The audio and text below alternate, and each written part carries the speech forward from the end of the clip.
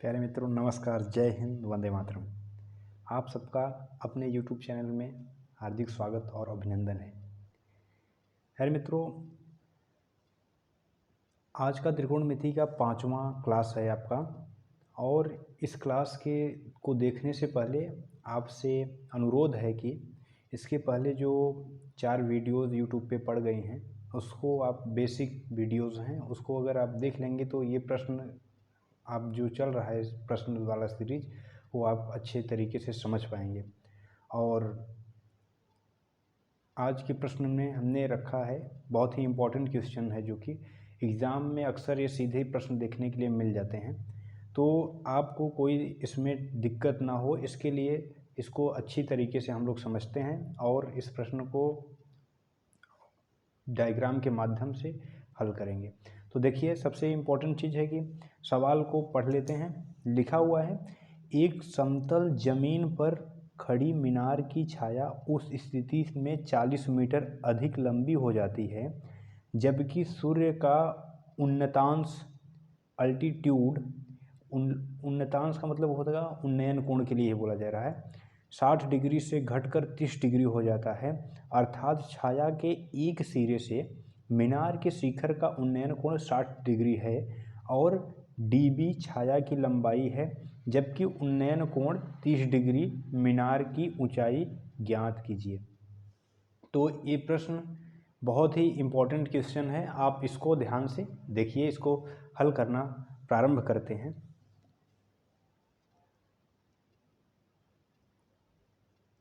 एक बार प्रश्न को आप एग्ज़ाम में पढ़ लेंगे, पढ़ने के बाद आपको एक एक सेंटेंस पढ़ना है, एक एक वाक्य पढ़ के उसको फिर डायग्राम के माध्यम से बनाने के बाद आपको चीज़ें अच्छी तरीके से समझ में आएंगी। तो अब देखिए, एक पहले लाइन पढ़ते हैं हम लोग, एक समतल जमीन पर खड़ी मीनार। तो पहले हमें डायग्राम बना लेना है। मीनार को ये मान लेते हैं जमीन से लगी हुई एक मीनार है ये, ठीक। और उसके बाद मीनार की छाया उस स्थिति में 40 मीटर अधिक लंबी हो जाती है जबकि सूर्य का उन्नतांश एल्टीट्यूड 60 डिग्री से घटकर 30 डिग्री हो जाती है। मान लेते हैं कि इस मीनार की छाया पहले यहीं तक आ रहा था, फिर उसके बाद 40 मीटर बढ़ जा रही है। मीनार की जो छाया है, मीनार की छाया जो ज़मीन पे बन रही है वो 40 मीटर बढ़ जा रही है। बढ़ने का मतलब पहले यहाँ तक था, अब बढ़ेगा तो इधर कहीं आएगा, यानी 40 मीटर बढ़ने का मतलब ये हुआ कि पहले छाया जहाँ तक थी वहाँ से अब जहाँ तक छाया जा रही है वहाँ तक का कितना है, 40 मीटर डिस्टेंस है। तो इसको लिख लेंगे, यहाँ से इस बिंदु तक का डिस्टेंस 40 मीटर है। अब उसके बाद पहले जो एंगल बन रहा था उसको बोला जा रहा है कि 60 डिग्री है। प्रश्न में बोला गया है कि 60 डिग्री से अब जब जो दूसरी छाया बन रही है घट करके 30 डिग्री हो जाता है। उन्नतांश कोण में 30 डिग्री यहाँ घट कर जो फिर जो दोबारा छाया बनी है वो कितनी हो जाएगी, 30 डिग्री के बराबर हो जाएगी। तो यहाँ पे हमने 30 डिग्री ले लिया, यहाँ पे 60 डिग्री उन्नतांश कोण यहाँ पे बन रहा है हमारा। अब उसके बाद बोला जा रहा है, अर्थात छाया के एक सिरे से मीनार के शिखर का उन्नयन कोण 60 है, हाँ बिल्कुल है, और dB छाया की लंबाई है। छाया की लंबाई मीनार यहाँ तक है, यहाँ से यहाँ तक। अब उसके बाद जो भी बन रहा है यहाँ तक छाया ही बन रहा है, तो इसकी लंबाई को बताया जा रहा है कि dB नाम रख दीजिए। d यहाँ ले लेते हैं, b यहाँ, इसका नामकरण हो गया dB। छाया की लंबाई क्या हो गई, dB हो गई। अब उसके पश्चात आप देखें, जबकि उन्नयन कोण 30 डिग्री और एक उन्नयन कोण 30 डिग्री भी बना है, 60 और 30 हो गए। मीनार की ऊंचाई ज्ञात कीजिए। जी बिल्कुल, अब मीनार की ऊंचाई, प्रश्न में आपसे बस मीनार की ऊंचाई ही पूछी जा रही है। ये मीनार हो गई, इसी की ऊंचाई क्या है इसी को आपको बताना है। तो आइए देखते हैं, मान लेते हैं, माना मीनार की ऊंचाई, मीनार की ऊंचाई बराबर h मान लेते हैं। हाइट यानी ऊंचाई हो गई, h मीटर है।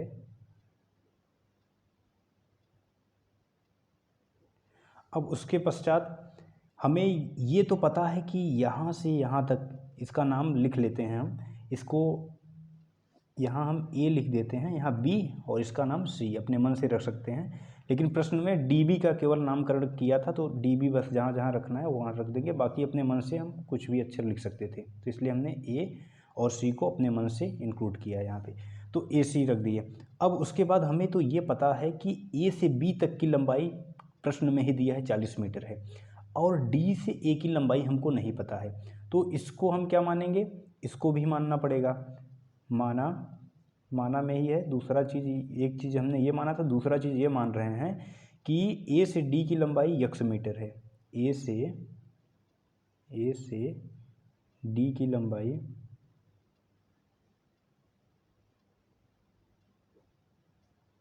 कितना है, x मीटर है।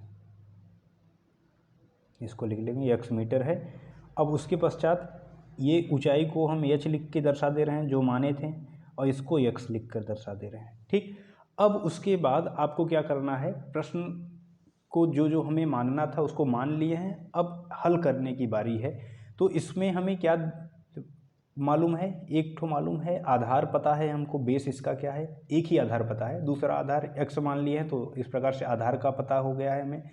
और ये h ही पूछा जा रहा है हमसे, तो दोनों स्थितियों में जब 60 डिग्री का उन्नयन कोण बन रहा है और 30 डिग्री का, दोनों स्थितियों को अलग अलग ज्ञात करेंगे। तो पहले 60 डिग्री का लेते हैं, तो पहले क्या करेंगे, समकोण त्रिभुज ADC से लिखेंगे, समकोण त्रिभुज ADC से,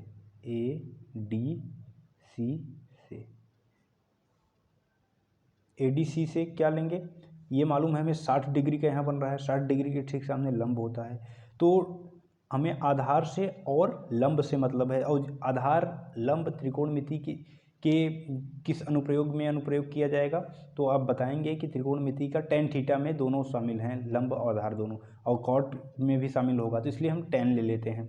आप कॉट भी ले सकते हैं, लेकिन tan यहाँ ले लें, क्या हो जाएगा, tan 60 डिग्री लिखेंगे।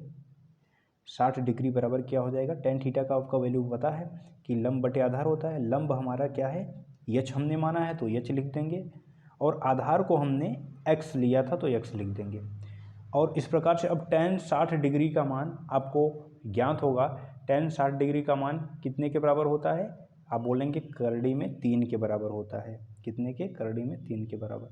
अब h इक्वल टू क्या लिखेंगे, h पहले ऐसे लिख लेंगे और अपॉन x कर देंगे।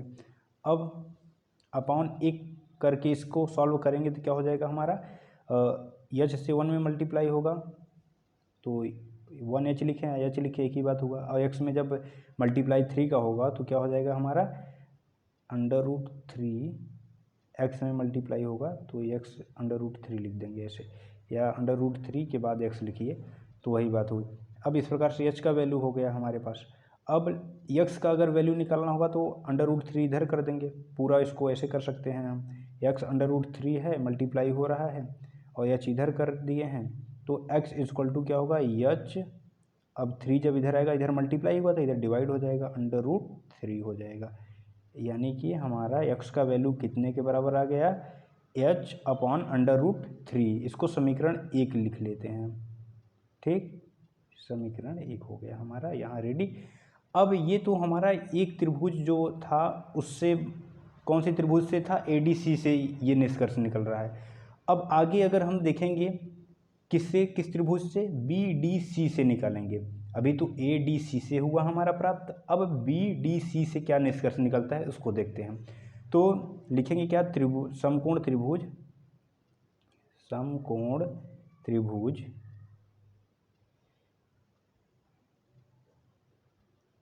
BDC से, ठीक। अब BDC से मित्रों क्या देख रहे हैं हम कि 30 डिग्री का कोण, B वाला जो कोण बन रहा है हमारा त्रिभुज के अंदर, वो 30 डिग्री का कोण बन रहा है, तो यहाँ हमें tan 30 डिग्री लेना पड़ेगा। जी हाँ बिल्कुल, tan 30 डिग्री लेंगे, तो क्या करेंगे, tan 30 डिग्री बराबर क्या करेंगे, tan थीटा और लंब बटे आधार होता है, लंब हमारा h है तो h ही लिखेंगे, और आधार में आप विशेष रूप से ध्यान देंगे, आधार हमारा यहाँ से यहाँ तक जो पहली बार परछाई बनी थी, यक्स माने थे उसको, और 40 मीटर बढ़ी थी, दोनों को इंक्लूड किया जाएगा, यानी यक्स प्लस 40 दोनों जुड़ेंगे आपस में, तो क्या हो जाएंगे, यक्स प्लस 40 लिखना पड़ेगा हमको। ये ध्यान से आप कर लेंगे, दूसरे का आधार हो जाएगा यक्स प्लस 40। ठीक, अब उसके पश्चात tan 30 डिग्री का आपको वैल्यू पता है, 1/√3 होता है, 1/√3 लिख देंगे इसकी जगह, और h upon x plus 40 degree, 40 metre था, 40 मीटर हो गया। अब उसके पश्चात क्या करना है हमको, आगे सॉल्व करना है इसका। जब x प्लस 40 का मल्टीप्लाई 1 में होगा तो x प्लस 40 ही आएगा, और √3 में h का मल्टीप्लाई होगा तो कितना हो जाएगा हमारा, आप बोलेंगे √3h लिख देंगे ऐसे। ठीक, अब उसके पश्चात क्या करना है हमको, यक्स का वैल्यू पुट करना है, यक्स का वैल्यू यहीं पे रख देते हैं हम, जो समीकरण 1 में प्राप्त हुआ है हमें, यक्स बराबर कितना है, h/√3, तो लिखेंगे समीकरण 1 में के मान के x का मान रखने पर x का मान कितना था समीकरण 1 में, x की जगह लिखेंगे हम, x यहाँ है, x की जगह क्या लिखना है, x का वैल्यू यहाँ आपको दिखाई दे रहा है, h/√3 है तो इसको x की जगह लिखना पड़ेगा, तो x की जगह क्या आ जाएगा हमारा, h/√3 इक्वल टू कितना हो जाएगा, √3 और प्लस 40 पहले से था तो प्लस 40 भी आपको लिखना है, प्लस 40 40 और √3h हो जाएगा। ठीक, अब क्या करेंगे, √3h इधर लाना होगा, तो h/√3, और जब ये इधर आएगा तो इधर प्लस है, जिसका कोई चिन्ह नहीं होता प्लस होता है, तो प्लस से जब इधर आएगा तो क्या हो जाएगा, -√3h, इसके अपॉन में 1 कर सकते हैं, इक्वल टू 40, जब इधर करेंगे -40 हो जाएगा। ठीक, अब √3 और 1 का एलसीएम लेंगे तो हमारा आ जाएगा √3 आएगा। अब √3 से √3 का एलसीएम ले लिए थे 1 और √3 का, तो अब √3 से डिवाइड करना होगा तो कितना आ जाएगा, 1 टाइम जाएगा, h बचेगा हमारा 1 से जब मल्टीप्लाई होगा ऊपर, और आपको पता है ना कि हर से डिवाइड किया जाता है, फिर जो भी हमारा क्वोटिएंट या भागफल आएगा उसमें अंश में गुणा होगा, तो यहाँ पे हमने डिवाइड किया, एक आया, एक में h से मल्टीप्लाई हुआ तो h, केवल 1h या h लिख सकते हैं, और 1 से जब डिवाइड करेंगे तो कितना हो जाएगा, √3 आएगा, और 1/√3 में जब √3 का मल्टीप्लाई होगा तो 3 3 9 होगा, √9 आएगा, √9 का जब स्क्वायर रूट करेंगे तो कितना हो जाएगा, 3 बचेगा, 3 सीधा h लिख देंगे हम, इक्वल टू माइनस का 40 है तो -40 लिखेंगे। अब उसके बाद √3 यहाँ पे आपको दिखाई दे रहा है, इस प्रश्न को हम अब यहाँ से थोड़ा कर लेते हैं, यहाँ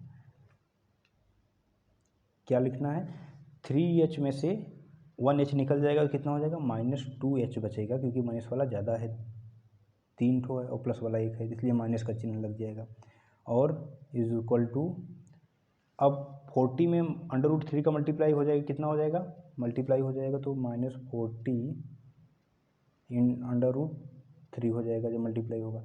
अब 2 इधर भेजेंगे तो कितना हो जाएगा, h इक्वल टू, इधर मल्टीप्लाई हो जाएगा, इधर आएगा, इस बार राइट हैंड साइड में जब आएगा तो क्या हो जाएगा हमारा, डिवाइड हो जाएगा मल्टीप्लाई का, तो -2 इधर आ गया, डिवाइड हुआ, माइनस से माइनस कैंसिल, और 2 से 40 कैंसिल होगा, तो 22 जा 40 होता है, तो h इक्वल टू कितना हो जाएगा हमारा, 20 आ जाएगा, माइनस से माइनस कैंसिल हो ही गया है, √3 बच जाएगा, यानी h इक्वल टू हमारा कितना हो जाएगा, 20 √3 मीटर।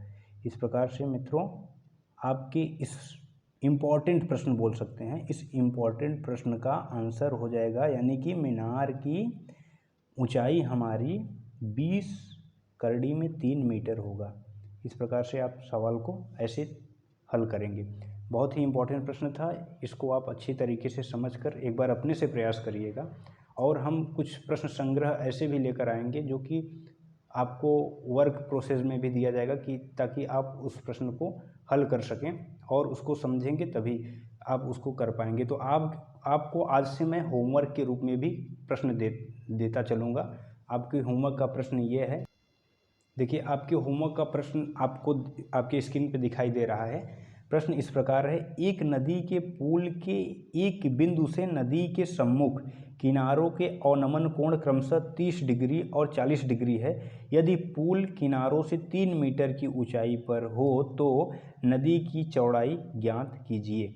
बहुत ही अच्छा प्रश्न है, इसको आप होमवर्क में करके दिखाएंगे और इसका आंसर आप कमेंट बॉक्स में लिख कर भेज सकते हैं। और उम्मीद है कि ये वीडियो आपको बहुत पसंद आया होगा और इस प्रश्न जो आपको ये प्रश्न दिए हैं ये आपको स्पष्ट दिखाई दे रहा होगा। वीडियो को आप रोक करके देख सकते हैं और हमने एक बार उसको उच्चारण भी कर दिया है, आप आसानी से समझ करके बड़े ही अच्छी तरीके से करेंगे, पूरा विश्वास है। इसी के साथ बहुत बहुत धन्यवाद।